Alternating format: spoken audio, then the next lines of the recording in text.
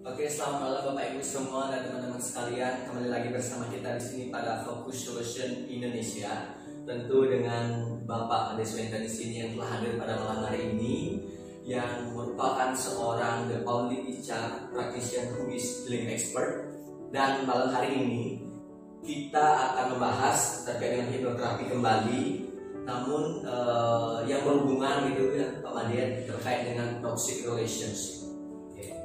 Jadi tema ini atau topik ini kita ambil terkait dengan dari teman-teman dari Facebook dan juga Instagram yang request gitu Pak Made terkait dengan topik toxic relationship gitu.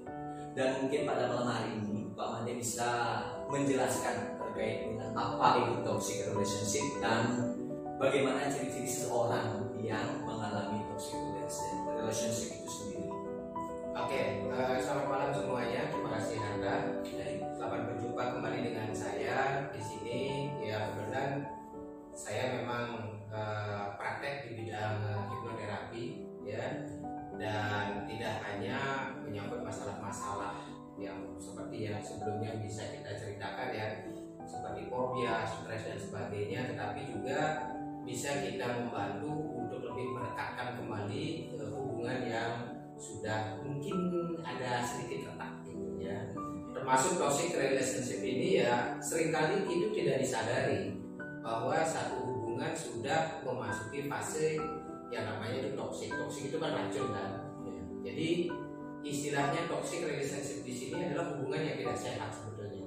Gitu. Tapi seringkali itu tetap dipertahankan. Apakah masih pacaran dalam konteks hubungan kerja, mungkin dalam konteks hubungan sosial, khususnya adalah menyangkut hubungan di dalam rumah tangga gitu. Dan banyak sekali ciri-cirinya ya. Paling tidak yang paling kentara itu adalah komunikasinya itu sudah tidak sehat gitu. Jadi belum mengemukakan ide pasangannya, yang lainnya sudah ngegas misalnya, saling membentak, saling mencaci maki, bahkan muncul hal-hal yang sifatnya sangat merendahkan pribadi pasangannya gitu. Kamu tidak berguna, kamu salah, dan lain sebagainya. Nah, itu salah satu ciri toxic relationship itu sudah terjadi gitu.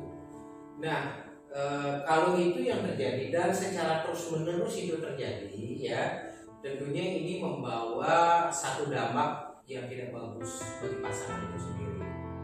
Satu, dia itu akan mereka ini akan secara terus-menerus mengalami konflik yang tidak bisa diselesaikan, makanya akhirnya menimbulkan stres gitu, stres dan lain sebagainya gitu. Nah, kalau Anda menyadari bahwa hubungan Anda seperti itu berjalannya ya, apalagi misalnya gini ya, suami istri tidak bisa sama-sama, tidak bisa mengendalikan kedewasaannya berkomunikasi, saling membentak, saling memaki di hadapan anaknya, maka pada saat itu sudah menanamkan satu secara psikologis sudah menanamkan traumatik bagi anak-anaknya gitu. Nah, peran dari sisi hipnoterapi adalah memperbaiki pola komunikasi itu gitu. Dan dalam konteks komunikasi, bagaimana dan apapun yang Anda komunikasikan kepada pasangan Anda itu sebetulnya sangat ditentukan dan tergantung dari bagaimana Anda berkomunikasi dengan diri sendiri atau self talk. Contoh misalnya nih, kalau self talk Anda mengatakan bahwa saya ini benar, saya ini tidak pernah salah, pasangan saya itu brengsek dan lain sebagainya, tidak mau mengerti dan lain sebagainya. Pada saat Anda bertemu dengan pasangan, maka kata-kata itulah yang akan menjadikan dasar Anda berkomunikasi. Berbeda kalau seandainya komunikasi itu sudah tumbuh menjadi komunikasi yang dewasa, komunikasi yang efektif, mungkin self talk-nya itu akan menjadi berbeda dari yang tadinya. Tadinya mengatakan bahwa saya selalu benar, pasangan saya salah, mungkin akan self talknya akan berubah, bahwasanya ya, oh dalam hal ini saya yang salah, ya kasihan pasangan saya dan lain sebagainya. Apa yang akan terjadi atau bagaimana pasangan ini akan berkomunikasi pada saat dia bertemu dengan pasangannya, tentunya berbeda dengan yang pertama kan? Ya, berbeda. Gitu. Bisa jadi begitu bertemu dengan pasangannya, yang pertama dilakukan itu senyum ya. Kalau yang perempuan manja-manjaan dikit, setelah itu maaf ya Pak, mungkin ada bahasa itu yang akan muncul. Gitu. Nah, supaya bisa terjadi shifting yang seperti tadi itu, salah satu cara yang bisa membantu Anda adalah dengan metode hipnoterapi. Gitu. Itu berkomunikasi, ya. Ciri-ciri yang lainnya itu apa? Misalnya sering berbohong, itu juga sudah memasuki yang namanya toxic relationship. Kamu pernah berbohong nggak? Berbohong pernah. Nah, kenapa kamu berbohong? Karena untuk menutupi ya suatu kebenaran. Menutupi satu kebenaran. Kenapa kebenaran itu tidak diungkapkan secara terus terang? Karena ragu menyakiti pasangan. Ya, karena ada rasa takut. Orang yang penakut pasti berbohong. Gitu. Ya. Orang yang tidak bertanggung jawab pasti berbohong. Gitu. Jadi, nah, bahkan beberapa kasus yang saya tanganin, orang yang berbohong dan berbohong lagi, pada akhirnya ahli dalam bidang berbohong, ya. Seringkali itu kita para praktisi pun itu cukup challenging, cukup ditantang untuk menggali lebih banyak lagi informasi-informasi yang menyangkut kebenaran yang ada pada orang yang sudah profesional dalam berbohong. Kita amati dari micro expressionnya, kadang-kadang itu cukup sulit. Tahu kan micro expression? Bisa jelaskan? Arti ekspresi dalam diri yang menandakan bahwa Ekspresi seseorang yang menandakan bahwa apa yang dia sedang pikirkan, apa yang dia sedang rasakan, gitu. Dan dalam konteks berkomunikasi, seseorang itu yang berbohong, ya kita bisa perhatikanlah, misalnya pada saat berbicara dengan pasangan, atau bahkan pada saat nonton para pejabat berbicara gitu ya di televisi gitu ya. Kalau pejabat itu dalam hal berkomunikasi habis mengungkapkan satu kalimat, ya mungkin dia lirikannya itu ya ke kanan misalnya, atau dia tidak sengaja itu memegang daerah mulut atau daerah hidungnya misalnya. Nah itu satu indikasi yang menunjukkan bahwa seseorang itu apa yang dikatakan itu benar atau tidak benar. Itu lirikan mata juga, posisi kaki, posisi tangan juga. Nah itu yang namanya micro expression. Gitu.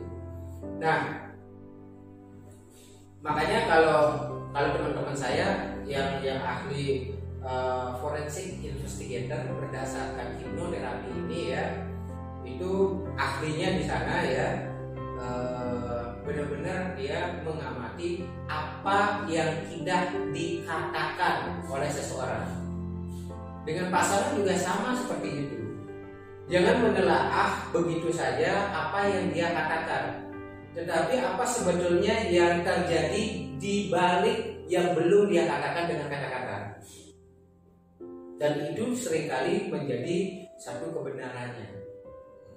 Itu makanya kalau kamu sekali berbohong ya, lebih bagus minta maaf, gentle gitu ya, dan bertanggung jawab gitu. Nah, kalau misalnya kamu sudah mengatakan sesuatu yang benar dan kamu minta maaf, pasanganmu ngambek dan sebagainya, wajar dong. Nah itu tugasmu sekarang meyakinkan bahwa apa yang kamu lakukan itu tidak akan diulangi lagi, gitu ya. Nah, hati-hatilah kalau misalnya Anda atau pasangan Anda itu sudah berkali-kali berbohong. Oh, saya janji besok-besok tidak akan begini, diulangi lagi. Janji lagi, diulangi lagi. ya itu sudah profesional tuh melakukannya seperti itu. Itu nah dengan demikian metode hipnoterapi itu akan membantu Anda satu, bagaimana Anda bisa lebih kuat dalam berkomunikasi sehingga pasangan yang tadinya itu berbohong jadi tidak berbohong. Gitu. Ya. Komunikasi itu tidak hanya kata-kata yang kamu kemukakan kepada pasanganmu ya, tetapi dia pun itu komunikasi. Gitu. Ya. Dan justru yang paling susah kita ajak berkomunikasi adalah orang yang diam. Karena kita mengetahui reaksi dari orang tersebut. Gitu. Ya makanya perlu keterbukaan, itu yang pertama. Yang kedua adalah kalau misalnya seseorang itu sudah profesional dalam berbohong, nah hipnoterapi ini bisa membantunya supaya kadang-kadang gini, karakteristik kita berbohong itu kadang-kadang itu disembunyikan oleh karakteristik yang lain, atau bagian yang berbohong ini seringkali itu disembunyikan bahkan dilindungi oleh bagian pikiran kita yang lain. Gitu. Nah kita ini harus bongkar, gitu supaya yang bagian yang menikmati berbohong ini ya itu menjadi lebih kecil perannya, gitu. Ya, yang lainnya apa? Karakteristik toxic relationship itu seseorang kalau misalnya seseorang itu merasa lebih nyaman sendiri daripada bersama pasangan. Ada nggak yang begitu? Ada. Makanya ada istilahnya sampai pisah ranjang dan sebagainya gitu loh. Ya karena apa? Karena sudah dia tidak menyadari bahwa hubungannya itu sudah masuk ke dalam toxic relationship tadi. Nah kalau misalnya ada seseorang yang merasa lebih nyaman merasa sendiri daripada bersama pasangannya, nah ini harus hati-hati, gitu, harus hati-hati.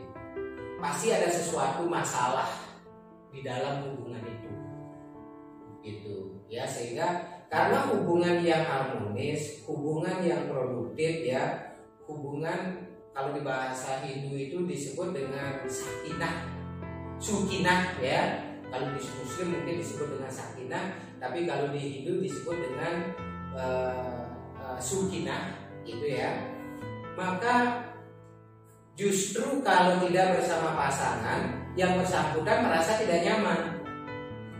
Begitu ada pasangannya di sampingnya, nah masing-masing ini merasa nyaman, gitu.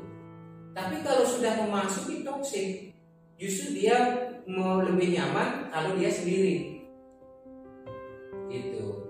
Makanya hati-hati di sini. Kalau membiasakan pasangan misalnya makan sendiri, gitu ya, nanti lama-lama dia terbiasa sendiri dalam hal apapun, hubungan menjadi tidak harmonis, gitu ya. Jadi coba upayakan makanlah bersama, ngopi bersama dan sebagainya, gitu. Memang sih ada beberapa hal yang harus itu terpisah, gitu, tapi bagaimanapun juga dalam waktu-waktu tertentu ya upayakan dilakukan itu secara bersama-sama. Nah, hipnoterapi itu bisa membantu kalau merasa lebih nyaman sendiri, gitu ya, supaya bisa justru bagaimana meningkatkan rasa nyaman kalau ada pasangannya, gitu. Nah, kadang-kadang, dan ini memang harus dilakukan, kalau saya menangani satu pasangan yang sudah memasuki toxic relationship ini, kedua-duanya ditangani itu akan menjadi lebih bagus. Jadi ada kejujuran terhadap permasalahan yang ada. Ada kejujuran, termasuk juga ya ibaratnya antara perangko dengan kertas, gitu ya. Kedua-duanya itu harus dihadirkan dan ditempelkan, gitu, jangan dipisahkan, gitu. Jadi seperti itu sama juga dengan perangko, gitu ya. Cara melepaskan perangko yang sudah nempel gimana caranya? Ini misalkan Diginikan robek kan? Iya. Ya, dipanaskan. Makanya kalau dalam satu hubungan di dalam rumah tangga ada sesuatu suasana yang memanas dan panas itu ya pasti mudah renggang. Itu ya. Nah, terus apalagi nih yang ciri-ciri dari toxic relationship itu? Yang pertama itu kan komunikasi. Tadi saya sudah sebutkan ya. Yang kedua apa? Senang berbohong. Yang ketiga suka sendirian, ya. Kira-kira ada ciri-ciri lainnya nggak toxic relationship itu? Ya ini nih contohnya misalnya, ya, enggan membicarakan masalah pasangannya. Begitu ada yang menanyakan bagaimana hubunganmu dengan pasanganmu? Oh baik-baik aja. Oh ya gini. Berusaha secepat mungkin mengalihkan arah pembicaraan. Gitu. Termasuk mungkin juga orang tuanya mengatakan gimana itu suami atau istrimu baik. Pak mak apa ini. Itu sudah. Kalau secara intent dilakukan hal yang seperti itu, berarti itu ada masalah di dalam hubungan itu. Gitu. Jadi dari sisi hipnoterapi bisa kita bantu bagaimana melepaskan toksik di dalam hatinya, ya, yang menyangkut masalah dengan hubungannya ini dengan pasangannya, ya. Yang kedua adalah memperkuat perasaan positifnya terhadap pasangannya. Kalau perasaan kita itu sudah kuat, ya, maka untuk menjalin keakraban kembali, kemesraan dengan pasangan itu menjadi jauh lebih mudah. Itu, oke? Ada lagi yang ditanyakan terkait dengan tadi Pak ya, terkait dengan ciri-ciri dari toxic relationship itu sendiri, apakah berpengaruh secara besar terhadap psikologi dan mental dari seseorang dari penerimaan orang luar itu? Maksudnya penerimaan orang luar gimana? Artinya terkait dengan hubungan mereka yang nggak ingin dibicarakan, padahal orang lain ingin menanyakan seperti tadi. Sebenarnya gini, pengaruh secara psikologis itu besar, ya. Pengalaman saya menangani yang sudah menyangkut toxic relationship seperti itu, ya, baru duduk di kursi nyaman di tempat saya itu, ya, itu pasti udah nangis. Bahkan seringkali itu nangisnya itu mendalam banget gitu. Cuman memang dengan metode tertentu yang saya punya, ya, tidak sampai overreaction yang berlebihan, misalnya teriak-teriak dan sebagainya. Kalau dulu ya menangani hal-hal yang seperti itu sampai teriak-teriak dan sebagainya, sampai meronta-ronta. Tapi dengan satu teknik yang saya kembangkan, ya, untuk menangani hal-hal seperti itu tidak terjadi abrasion seperti itu. Gitu. Paling menangis, di dalam tangisnya itu saya lakukan trigger tertentu, ya, maka hal-hal yang negatif itu menjadi luluh lantak. Itu dikeluarkan dari dalam dirinya sehingga kita lebih mudah menanamkan hal-hal yang positif. Makanya kalau terjadi toxic relationship, ya, bisa jadi itu stres, ya, bisa jadi sampai mengidap penyakit-penyakit yang kronis gitu, ya. Yang paling dekat itu apa? Mah lah. Good. Mah kalau mah itu kan sebetulnya itu disebabkan karena anxiety itu cemas, ya, muncul kecemasan. Nah, kecemasan plus ketakutan, maka itu jadi GERD. Bedanya dengan mah apa? Mungkin, ya, secara kedokteran saya tidak begitu memahami istilah-istilah seperti itu. Kalau mah misalnya itu hanya lambungnya yang masalah, perih dan sebagainya gitu, ya. Tapi kalau GERD itu sudah sampai seolah-olah pada saat munculnya itu tenggorokannya itu sampai terbakar, perih, tercekat dan sebagainya. Gitu. Nah, itu disebabkan karena apa? Salah satunya itu karena toxic relationship ini yang tidak ditangani dengan baik. Gitu. Nah, hipnoterapi menanganinya apa? Satu, itu adalah sumbernya tadi, sumber reaksi emosinya, yaitu apa? Rasa takutnya, rasa cemasnya. Nah, ini yang kita tangani dari sisi hipnoterapi. Setelah itu kita perkuat menanamkan bagaimana membangun hubungan yang lebih positif sehingga menjadi hubungan yang sakinah gitu ya. Termasuk juga kalau terjadi toxic relationship ini ya, kalau yang sudah punya anak, seringkali anaknya itu kena imbas gitu, anaknya kena imbas. Beberapa kasus anak-anak muda yang saya tanganin sampai yang mengidap yang namanya borderline personality disorder gitu. Borderline personality disorder itu ya merasa harga dirinya itu rapuh, merasa tidak berharga di dalam hidupnya, dan bahkan kalau sudah sampai begitu cukup kuat, si anak ini inginnya bunuh diri. Untuk apa saya hidup di dunia ini, mendingan saya mati dan sebagainya. Nah, kalau itu terjadi ya hampir 100% masalahnya itu adalah di hubungan kedua orang tuanya, atau bagaimana orang tuanya ini mendidik atau menangani anaknya ini gitu ya. Jadi termasuk juga tidak hanya seperti itu ya, secara sosial, secara ekonomis juga akan terpengaruh kalau terjadi toxic relationship ini, hubungan yang tidak sehat ini gitu ya. Makanya kalau itu yang terjadi ya, maka caranya itu ada dua ya. Yang pertama itu perbaiki hubungannya dengan memperbaiki diri ya. Yang kedua adalah dengan melepaskannya, udah relakan berpisah dengan segala konsekuensinya itu, daripada tersiksa gitu ya. Mungkin jodohnya itu tipis gitu ya, sehingga terjadi hal yang seperti itu gitu ya. Terkait dengan toxic relationship ini sendiri, terkait dengan finance atau keuangan ini, apakah ada pengaruhnya? Sangat ada dong. Jadi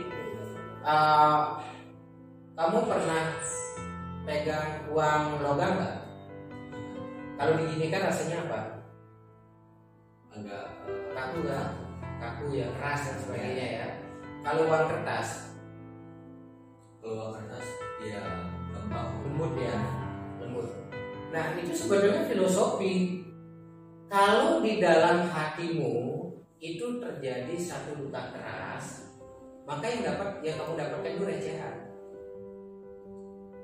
Tapi kalau misalnya hatimu itu lembut, hatimu itu bersahaja, hatimu itu apa yang namanya itu ya, harmoni gitu ya, maka yang didapatkan itu adalah uang kertas gitu ya.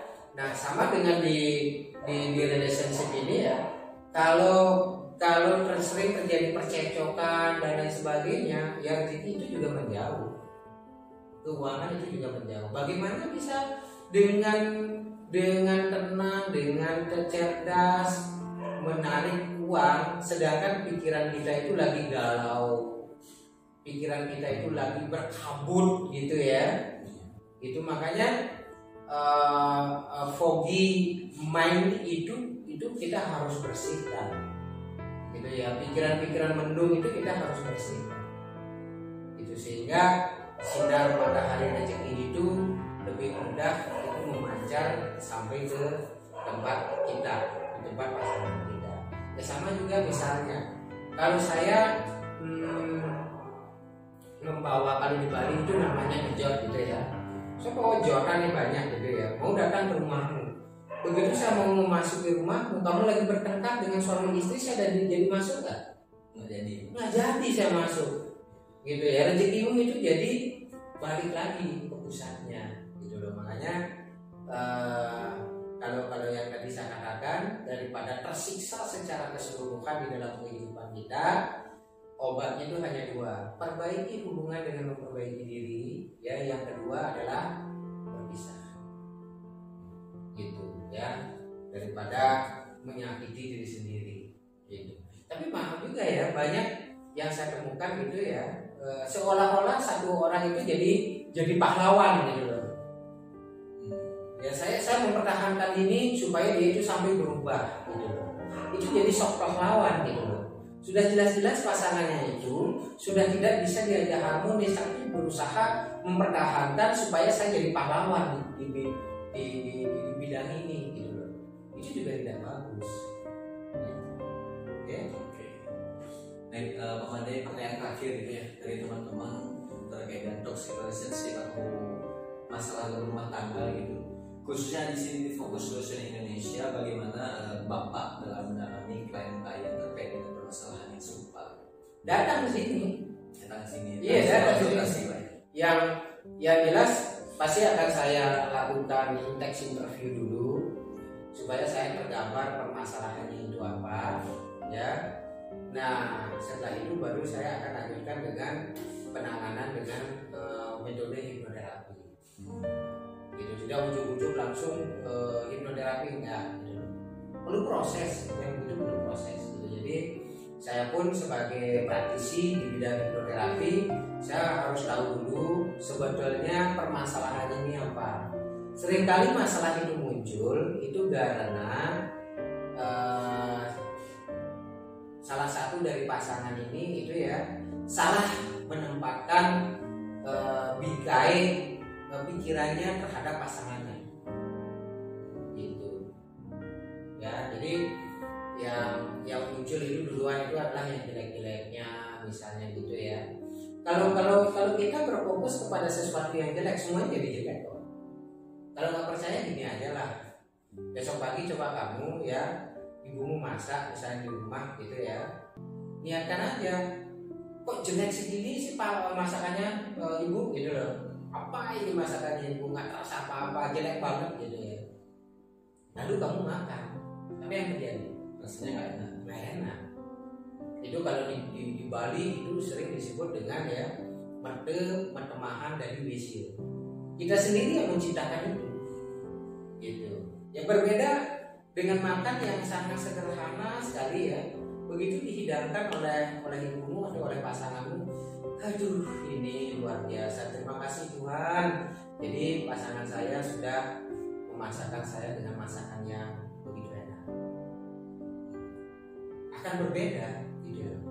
Bagaimana sebetulnya kalau ternyata masakannya itu sebenarnya sangat sederhana, ya sederhana belum tentu juga tidak enak kok.